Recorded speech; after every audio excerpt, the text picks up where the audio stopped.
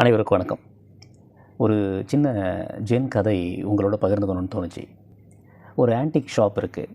பழைய பொருட்கள்லாம் வச்சு விற்றுட்ருப்பாங்க இல்லையா, அப்படி ஒரு ஆன்டிக் ஷாப்பு. அங்கே ஒரு பெரும் செல்வந்தர் வர்றார், ஒரு பெரிய பணக்காரர் வர்றார். வந்து அங்கே இருக்கிற ஒரு ஆக்ஸ் பார்க்குறாரு, ஒரு கோடாரியை பார்க்குறாரு. அந்த கோடாரி ரொம்ப மேக்னிஃபிஷியண்ட்டாக இருக்குது, ரொம்ப அழகாக இருக்குது. அவர் அதுக்கு இது எவ்வளோன்னு கேட்குறாரு. இது 5 லட்ச ரூபா அப்படின்னு சொல்கிறாங்க. என்னங்க ஒரு கோடாரியை போய் 5 லட்ச ரூபா சொல்கிறீங்க அப்படின்னு உடனே அதுக்கு கடைக்காரர் சொல்கிறாரு, இது சாதாரண கோடாரி இல்லைங்க, இது ஜார்ஜ் வாஷிங்டன் யூஸ் பண்ண கோடாரி அப்படிங்கிறார். ஓ அப்படியா அப்படின்னு சொல்லிட்டு, சரி ஓகே அதை நான் வாங்கிக்கிறேன் அப்படிங்கிறார். பட் அதுக்கு முன்னாடி ஒரு சின்ன தகவல் அப்படின்னு சொல்லிட்டு கடைக்காரர் சொல்கிறாரு, இந்த கோடாரியோட கைப்பிடி இருக்கு இல்லையா, அதை நாங்கள் ஒரு 3 முறை மாற்றிட்டோம்.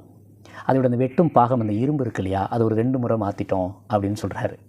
இதோட அந்த கதை முடியுது. ஆக்சுவலாக அதில் என்ன அற்புதம் அப்படின்னா, வாழ்க்கை எப்பொழுதும் மாறிக்கொண்டே இருக்கிறது. வாழ்க்கை தன்னை எப்பொழுதும் புதுப்பித்து கொண்டே இருக்கிறது.